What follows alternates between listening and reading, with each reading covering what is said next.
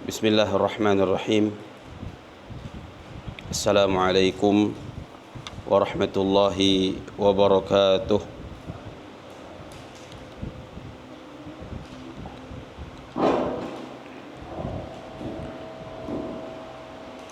Alhamdulillahi rabbil alamin.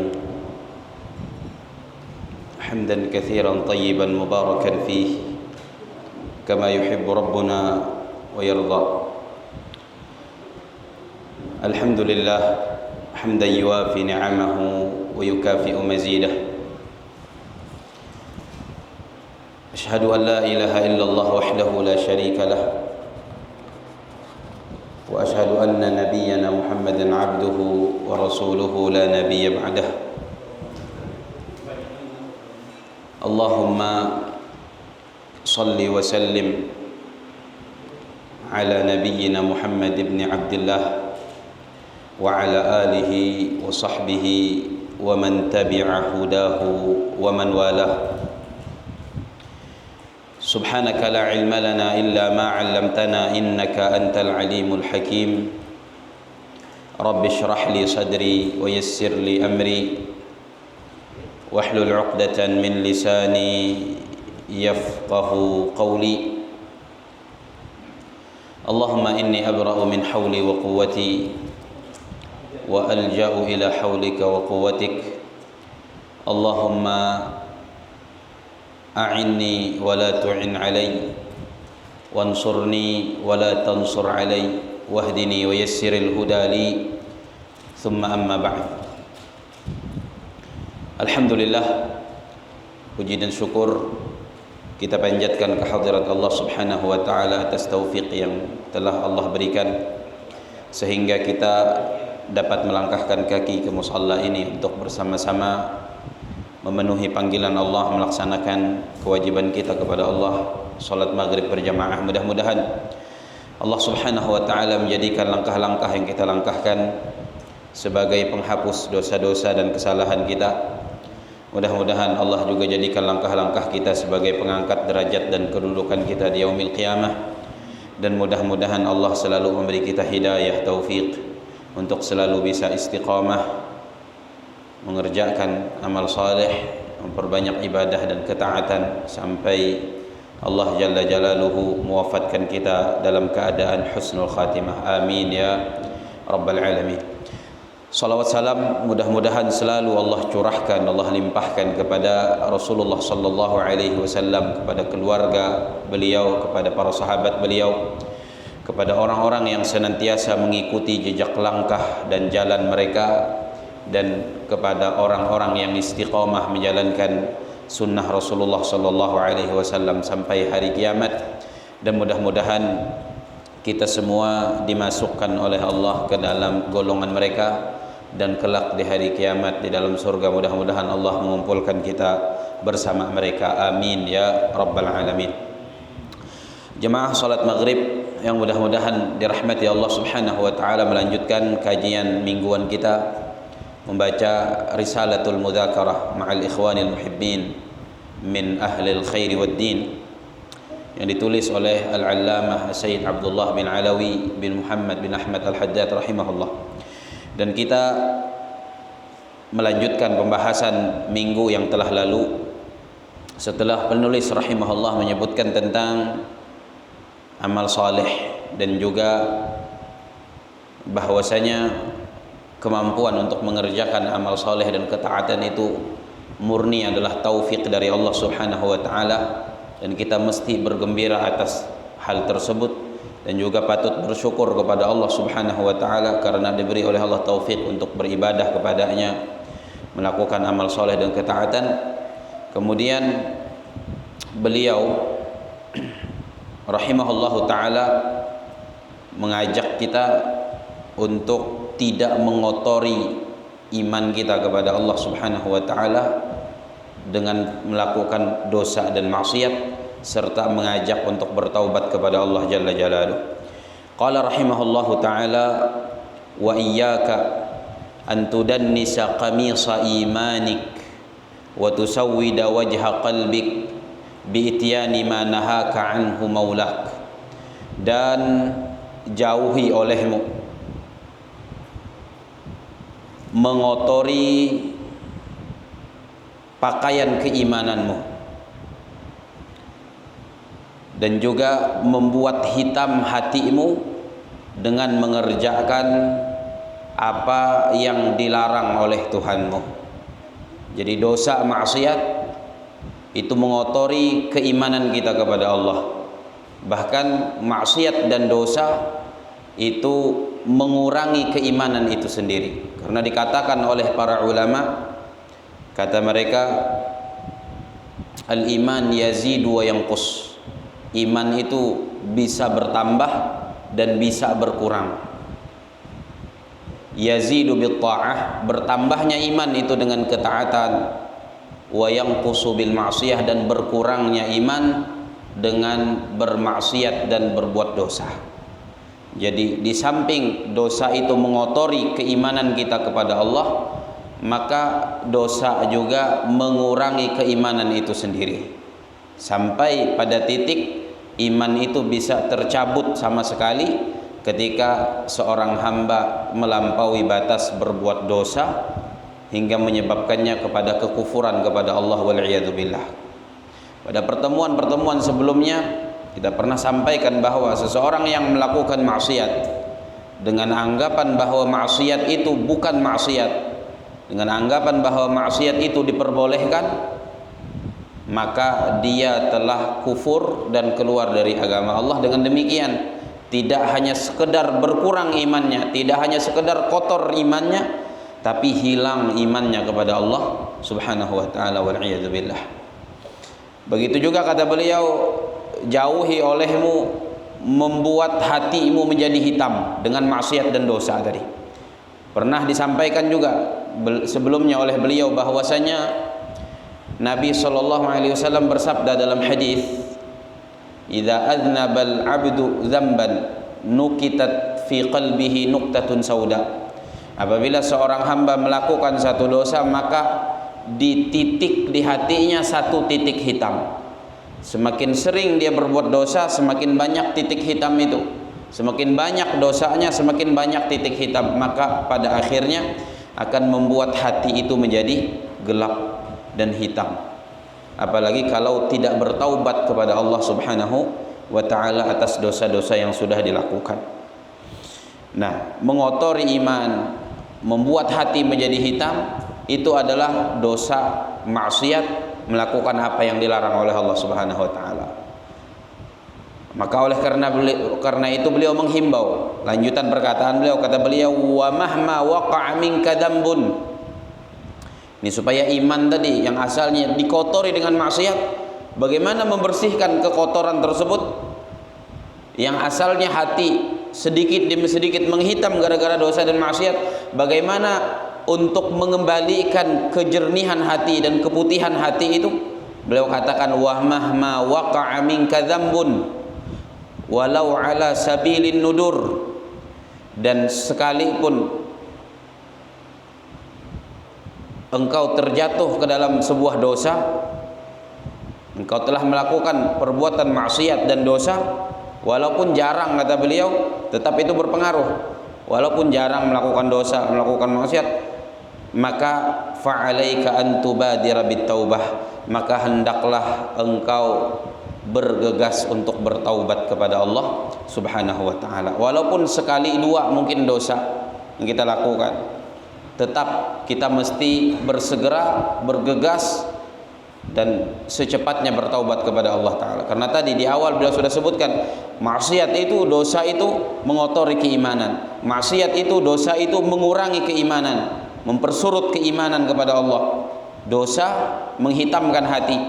Sekalipun jarang, kata beliau, apalagi yang merancak, maka kata beliau, fa'alaika an tubadira bitaubah, hendaklah engkau bergegas, bersegera, bercepat-cepat untuk bertaubat.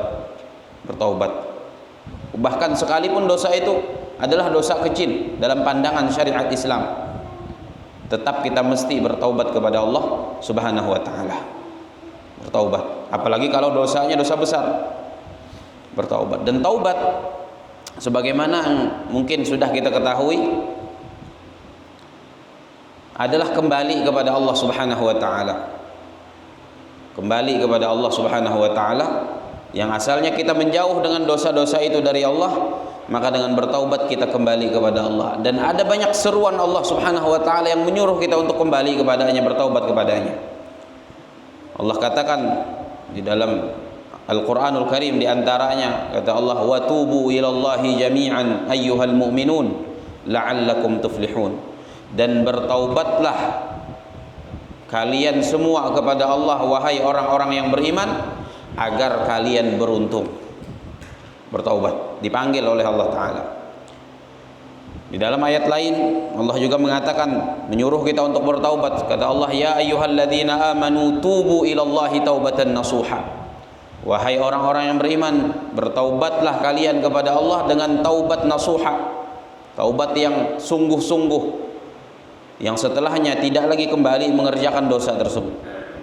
Dalam surat Al-Baqarah Allah juga mengatakan, innallaha yuhibbut tawwabin, sesungguhnya Allah mencintai orang-orang yang banyak bertaubat.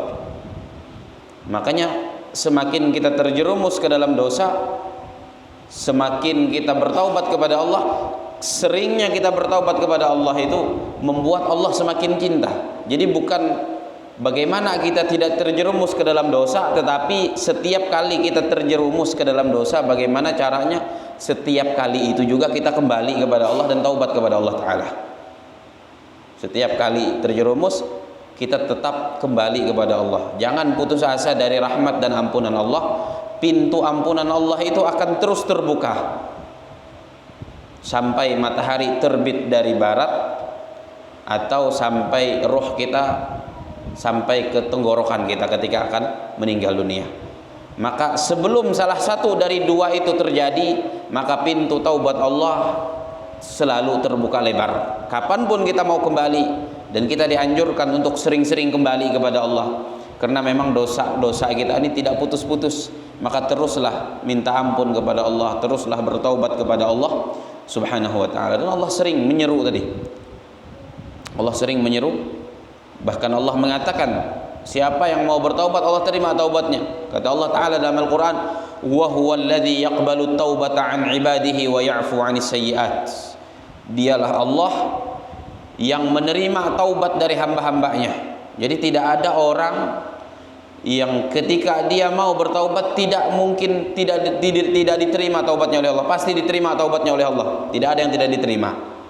Berdasarkan firman Allah sendiri dalam surat Asy-Syura ayat 25, wa huwal ladzi yaqbalu taubata an ibadihi wa ya'fu 'anis sayyi'at. Dialah Allah yang menerima taubat hamba-hambanya dan memaafkan kesalahan-kesalahan, asalkan si hamba mau bertaubat dan mau meminta maaf kepada Allah Subhanahu wa ta'ala.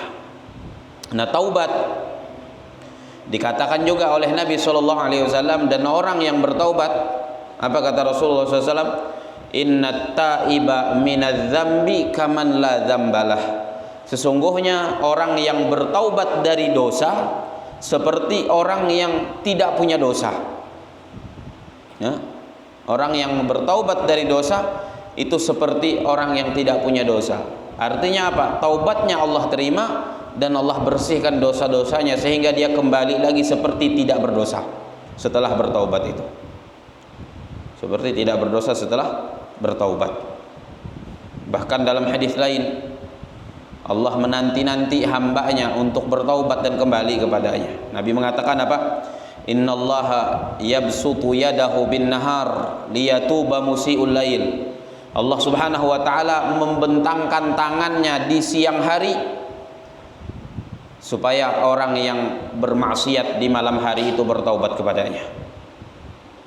Dan begitu juga kata Rasulullah, wa yabsutu yadahu bil lail. Allah membentangkan tangannya, mengulurkan tangannya di malam hari, liyatuba musiiun nahar, supaya orang yang berbuat dosa dan kejahatan di siang hari bertaubat kepada Allah. Hatta tatlu'asy syamsu min maghribiha, sampai matahari terbit dari barat. Jadi selama masih terbit dari timurnya, maka Allah terus membentangkan tangannya. Allah terus membuka pintu taubatnya dan akan menerima setiap orang yang mau kembali kepada Allah untuk bertaubat kepadanya. Maka tinggal kita mengabsen dosa-dosa kita, dosa masa lalu. Apa kira-kira yang belum ditaubati kepada Allah Ta'ala? Minta ampun kepada Allah Ta'ala. Minta ampun kepada Allah Subhanahu wa Ta'ala. Nabi juga mengatakan dalam hadis lain, ya ayuhan nas, tubu ila rabbikum qabla an tamutu. Wahai sekalian manusia, bertaubatlah kepada Tuhan kalian sebelum kalian mati. Jangan ditunda-tunda taubat, karena kematian bisa tiba-tiba. Makanya Rasulullah menghimbau, wahai sekalian manusia, bertaubatlah kepada Tuhan kalian sebelum kalian mati. Wabadiru bil a'malis salihah qabla an tushghalu, dan bersegeralah melakukan amal soleh sebelum kalian disibukkan oleh kesibukan. Nah itu. Dalam hadis lain Nabi mengatakan, innallaha yaqbalu taubatal abdi ma lam yugharghir. Sesungguhnya Allah menerima taubat seorang hamba selama ruhnya belum sampai ke tenggorokan, selama belum mati. Jadi dua tadi, selama matahari masih terbit dari timur, belum terbit dari barat, selama si hamba itu belum akan meninggal dunia dan belum dicabut rohnya dan rohnya belum sampai ke tenggorokan, maka Allah Subhanahu wa Ta'ala membuka luas pintu taubat kapanpun hamba mau kembali, apapun si hamba mau kembali. Bahkan sebanyak apapun dosa seorang hamba itu, Allah menyeru dalam Al-Quran. Allah katakan apa? Qul ya ibadiyalladzina asrafu ala anfusihim, katakan wahai hamba-hambaku yang melampaui batas. Sudah berlebihan benar tuh kalau melampaui batas tuh kan. Katakan wahai hamba-hambaku yang melampaui batas atas diri-diri mereka, la taqnatu min rahmatillah, jangan putus asa dari rahmat Allah. Kata Allah sendiri, innallaha yaghfiru dzunuba jami'a, sesungguhnya Allah mengampuni semua dosa. Mau apa aja dosanya, absen aja dosa-dosa kita, semua itu akan diampuni oleh Allah Subhanahu wa Ta'ala kalau kita mau bertaubat. Dalam hadis qudsi, ini hadis qudsi. Dalam hadis qudsi Allah menggambarkan betapa luasnya ampunan Allah Ta'ala, betapa besarnya ampunan Allah Ta'ala, bahkan melebihi besarnya dosa seorang hamba. Allah katakan, kata Rasulullah SAW, ya ibna Adam, wahai anak Adam, wahai manusia, kata Allah, innaka ma da'utani wa rajautani, sesungguhnya tidaklah engkau meminta ampun kepada aku dan berharap ampunan kepada aku, ghafartu laka, maka niscaya aku ampuni engkau. Aku berikan ampunan untukmu, kata Allah, ala makana minka wala ubali, atas dosa-dosa yang telah engkau lakukan dan aku tidak peduli, kata Allah Ta'ala. Aku tidak peduli. Yang penting mau kembali kepada Allah, mau memohon ampun kepada Allah, mau berharap ampunan Allah, maka Allah tidak peduli sebanyak apapun dosa kita, seluas apapun dosa kita, sebesar apapun dosa kita, Allah ampuni. Allah lanjutkan, ya ibna Adam, wahai anak Adam, kata Allah, lau balagat dzunubuka ananas sama thumma astaghfartani ghafartu lak. Wahai manusia, kata Allah, seandainya dosa-dosamu saking banyaknya itu sampai ke awan-awan yang ada di langit. Bayangkan, dari bumi ini ke langit berapa jauhnya jemaah?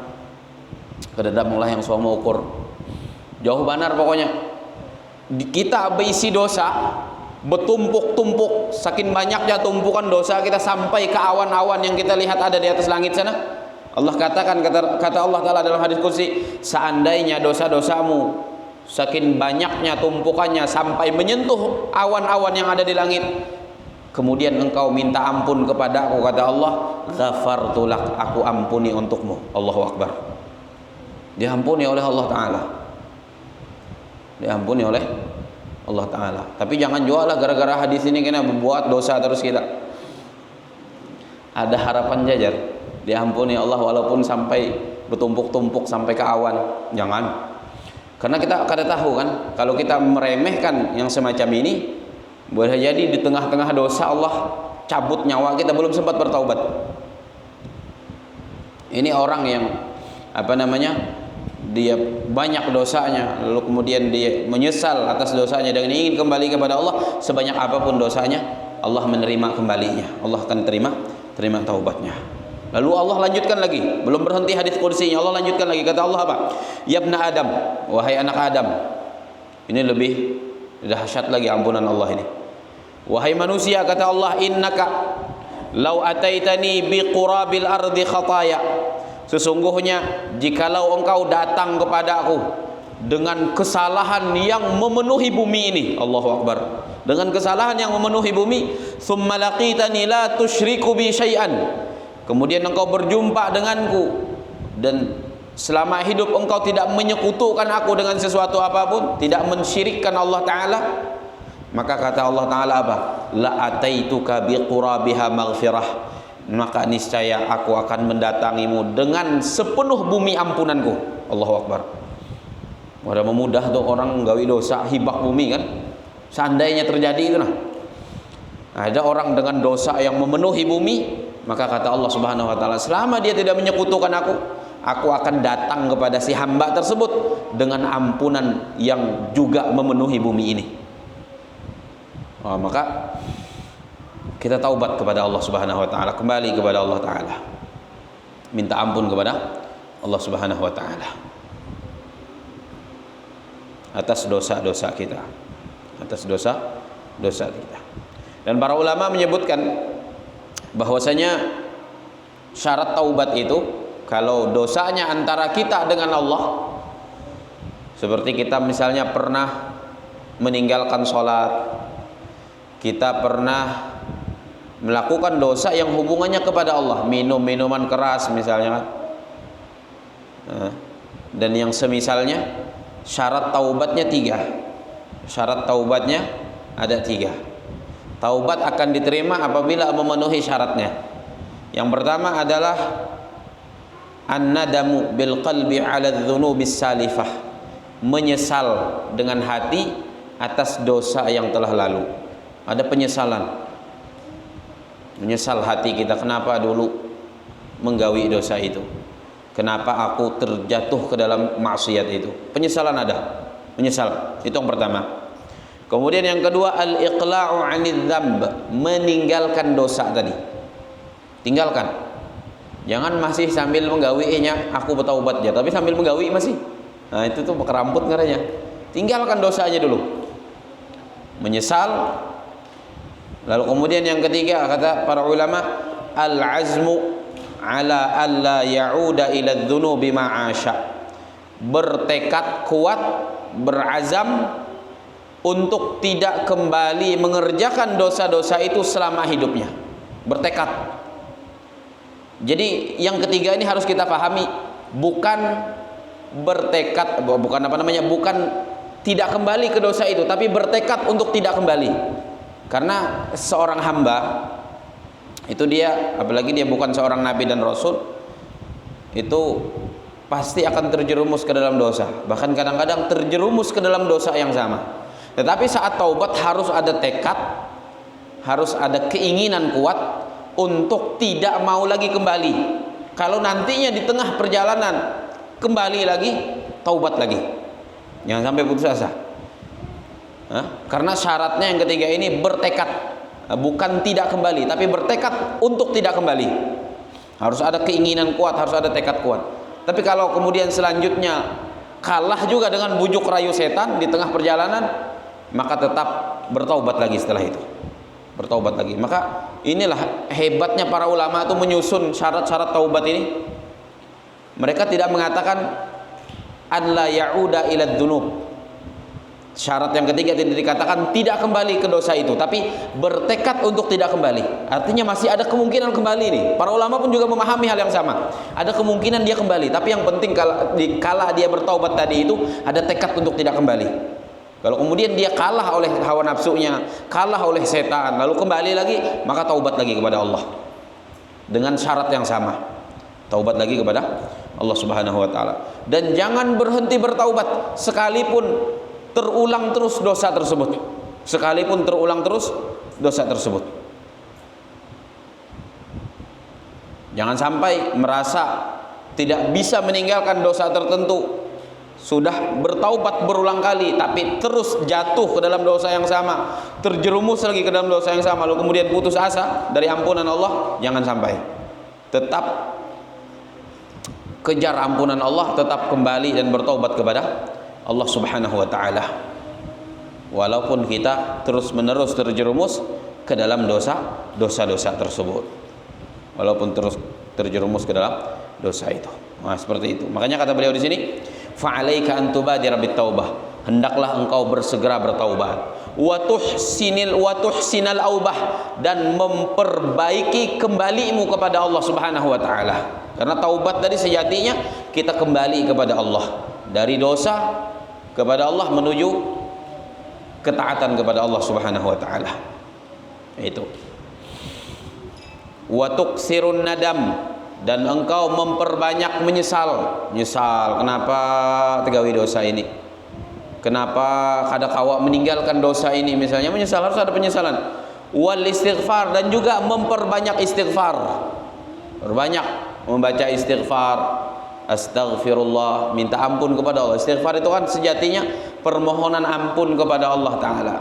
Jangankan kita yang banyak dosa dan penuh dosa ini, Nabi Muhammad alaihi salatu wasalam yang di dalam Al-Quran mendapat jaminan dari Allah Subhanahu wa ta'ala diampuni dosanya yang telah lalu dan yang akan datang, itu beliau memperbanyak istighfar. Dalam beberapa riwayat disebutkan paling sedikit Rasulullah alaihi salatu wasalam beristighfar dalam sehari itu 70 kali. Orang sesuci Nabi Muhammad yang tidak pernah dinodai oleh dosa beristighfar dan minta ampun kepada Allah dalam sehari paling sedikit 70 kali. Bahkan dalam riwayat lain dikatakan bahwa Nabi Muhammad SAW dalam satu majelis, dan dalam sehari itu beliau beberapa majelis, dalam satu majelis paling sedikit 100 kali beristighfar, 100 kali minta ampun kepada Allah Subhanahu wa taala. Maka sesungguhnya kita yang paling memerlukan istighfar itu dibandingkan dengan Nabi Muhammad SAW.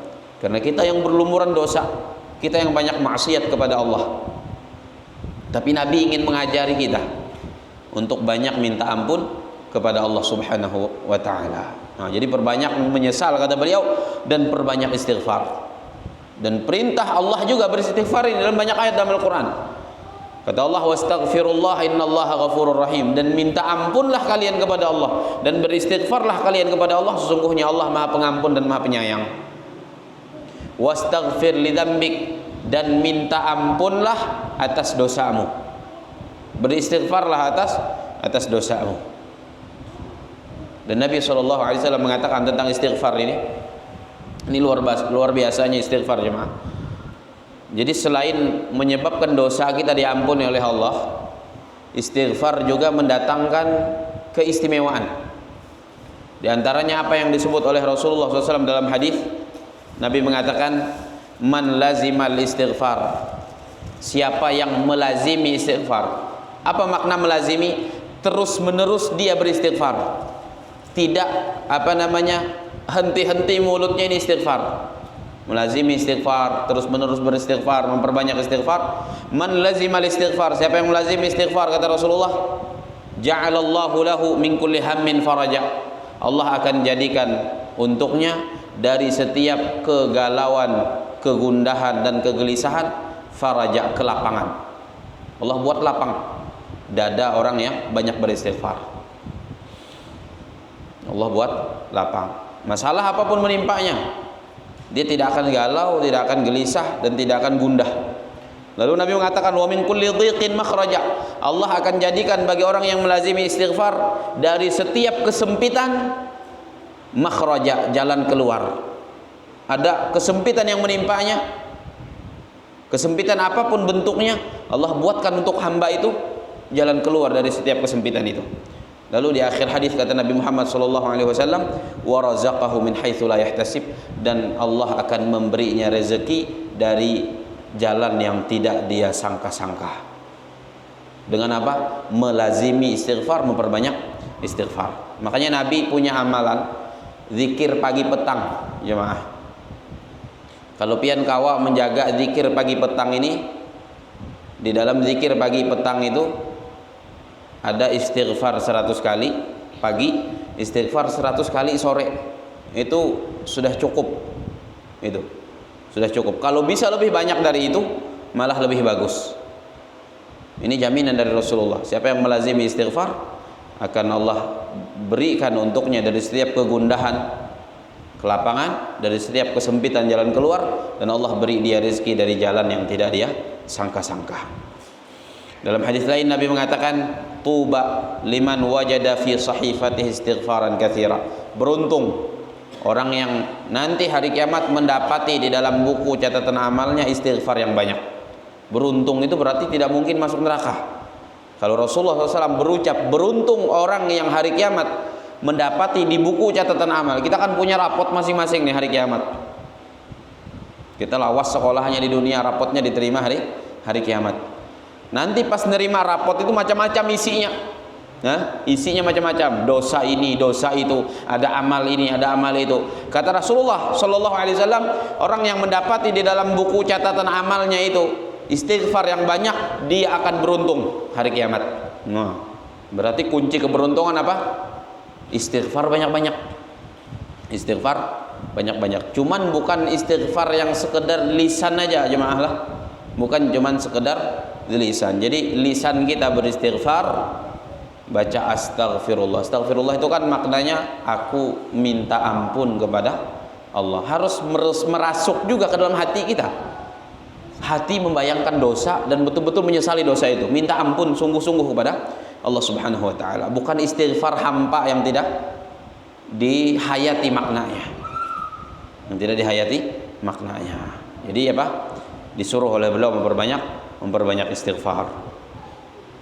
Memperbanyak istighfar. Bahkan dikatakan di dalam hadis yang lain Nabi SAW mengatakan, ma asarra man istaghfara walau 'ada fil yaumi 70 marrah.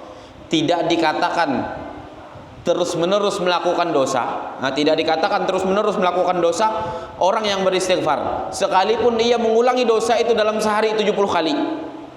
Nah, sekalipun dia mengulangi dosa itu 70 kali sehari, tapi dia terus beristighfar, dia diampuni dosanya oleh Allah Ta'ala dan tidak dianggap sebagai orang yang terus-menerus mengerjakan dosa gara-gara istighfar tadi. Nah, maka oleh karenanya beliau menganjurkan kita di sini. Kata beliau,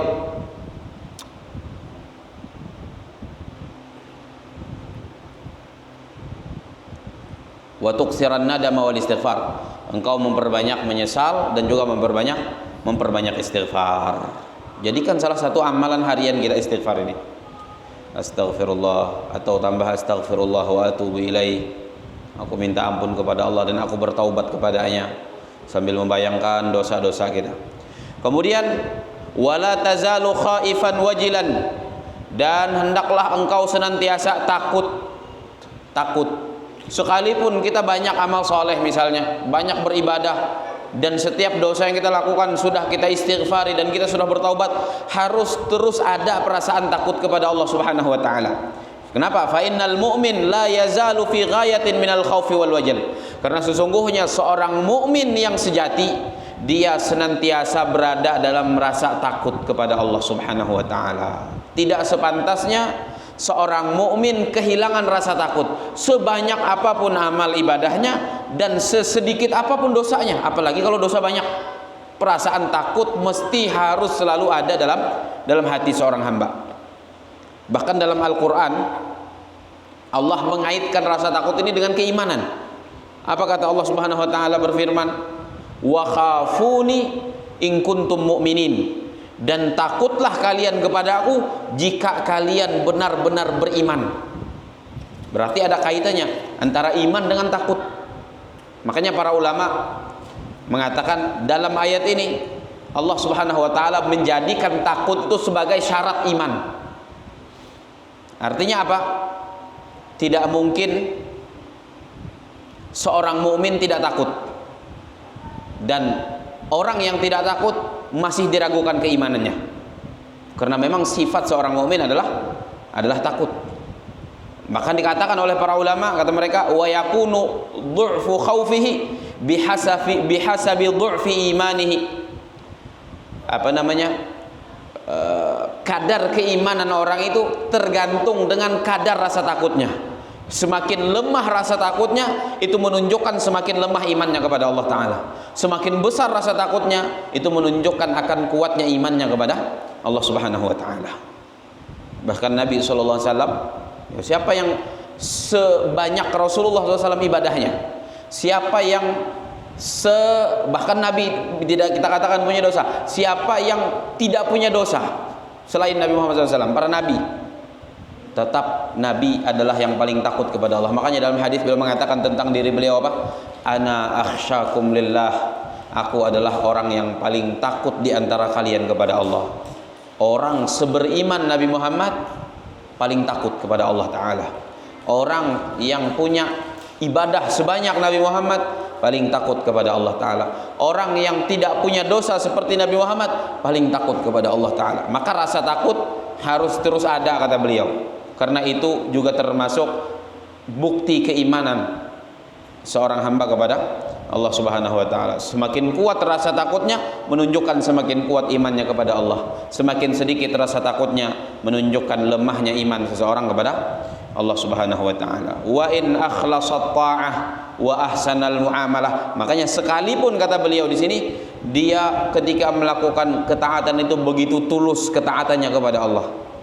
Jangan sampai karena merasa ibadah seorang banyak dan ibadah seorang ini benar-benar ikhlas, dosa seorang sedikit dan sudah taubat kepada Allah, lalu kemudian tidak ada lagi rasa takut. Rasa takut apa? Macam-macam rasa takut kalau ibadah kita tidak diterima oleh Allah.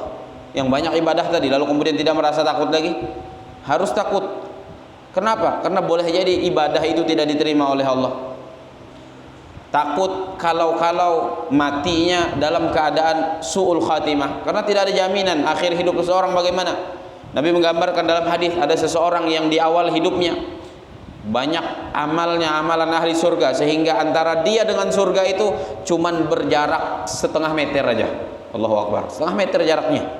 Tapi kata Rasulullah SAW, di akhir hidupnya dia melakukan perbuatan penghuni neraka, dia pun masuk neraka, waliyadzubillah. Maka harus ada rasa takut.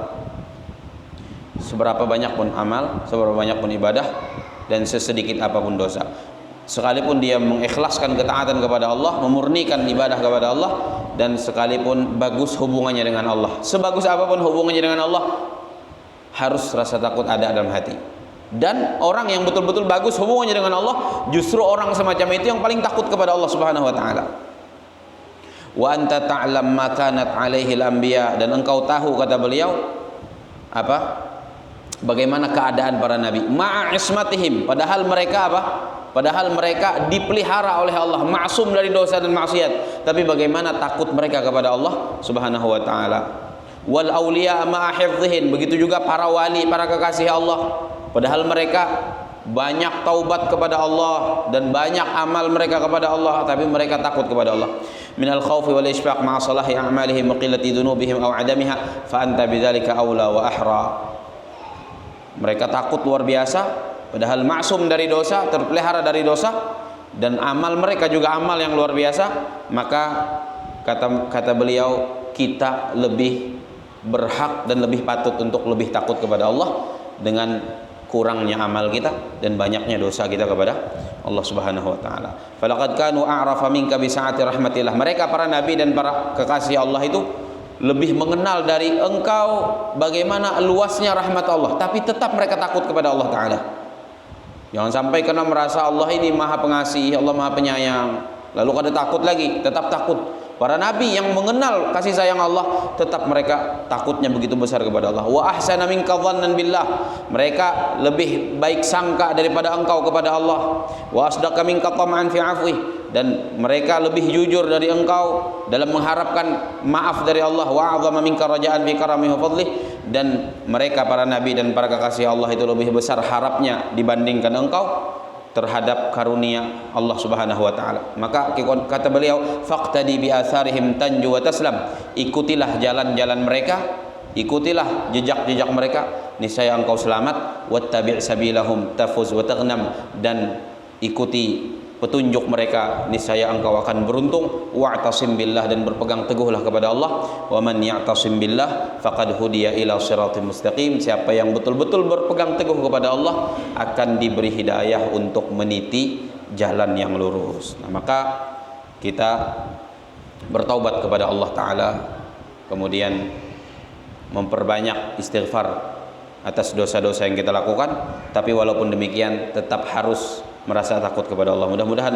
diberi taufik oleh Allah Subhanahu wa taala. Amin ya rabbal alamin. Sallallahu ala nabiyyina Muhammadin wa ala alihi wa sahbihi ajma'in. Subhanakallahumma wa bihamdika asyhadu an la ilaha illa anta astaghfiruka wa atubu ilaik.